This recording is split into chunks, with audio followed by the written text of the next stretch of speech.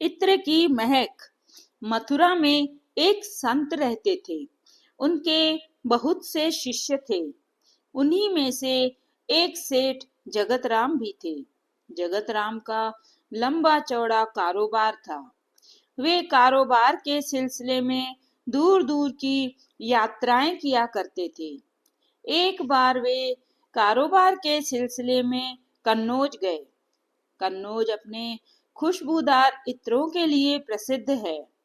उन्होंने इत्र की एक महंगी शीशी संत को भेंट करने के लिए खरीदी। सेठ जगतराम कुछ दिनों बाद काम खत्म होने पर वापस मथुरा लौटे। अगले दिन वे संत की कुटिया पर उनसे मिलने गए। संत कुटिया में नहीं थे। पूछा तो जवाब मिला कि यमुना किनारे गए हैं स्नान ध्यान के लिए। जगतराम घाट की तरफ चल दिए। देखा कि संत घुटनों भर पानी में खड़े यमुना नदी में कुछ देख रहे हैं और मुस्कुरा रहे हैं। तेज चाल से वे संत के नजदीक पहुंचे।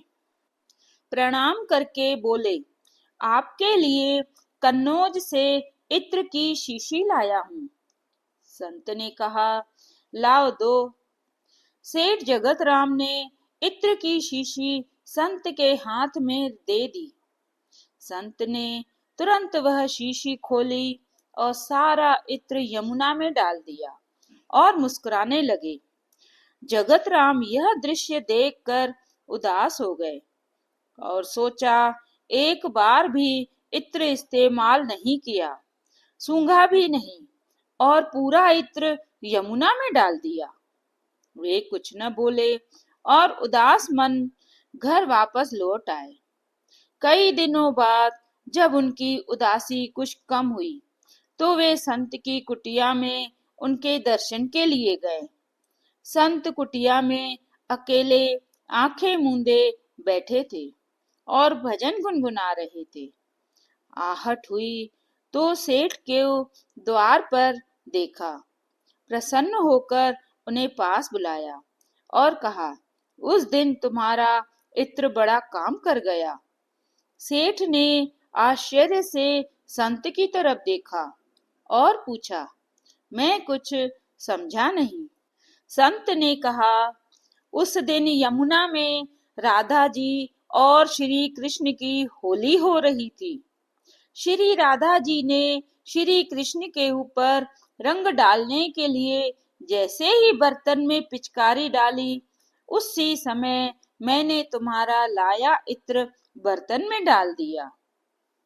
सारा इत्र पिचकारी से रंग के साथ श्री कृष्ण के शरीर पर चला गया और भगवान श्री कृष्ण इत्र की महक से महकने लगे। तुम्हारे लाए इत्र ने श्री कृष्ण और श्री राधा रानी की होली में एक नया रंग भर दिया। तुम्हारी वजह से मुझे भी श्री कृष्ण और श्री राधा रानी की कृपा प्राप्त हुई। सेठ जगतराम आंखें फाड़े संत को देखते रहे। उनकी कुछ समझ में नहीं आ रहा था। संत ने सेठ की आंखों में अविश्वास की झलक देखी तो कहा, शायद तुम्हें मेरी कही बात पर विश्वास नहीं हो रहा। जाओ मथुरा के सभी श्री कृष्ण राधा के मंदिरों के दर्शन कराओ, फिर कुछ कहना। सेठ जगतराम मथुरा में स्थित सभी श्री कृष्ण राधा के मंदिरों में गए। उन्हें सभी मंदिरों में श्री कृष्ण राधा की मूर्ति से अपने इत्र की महक आती प्रतीत हुई। सेठ जगतराम का इत्र श्री कृष्ण और श्री राधा रानी ने स्वीकार कर लिया था। वे संत की कुटिया में वापस लौटे और संत के चरणों में गिर पड़े। सेठ की आंखों से आंसुओं की धार बह निकली और उसे संत जी का आशीर्वाद मिला। संत की आंखें भी प्रभु श्री कृष्ण की याद में गीली हो गईं। इसलिए सदैव ध्यान रहे कि संत महात्मा भले ही हमारे जैसे दिखते ना हों, रहते ना हों, लेकिन वे हर वक्त ईश्वर में मन लगाए रहते हैं।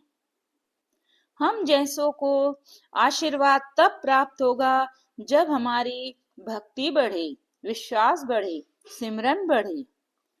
तो दोस्तों, फिर मिलूंगी नई प्रेरणादायक कहानी में। तब तक के लिए जय श्री कृष्णा।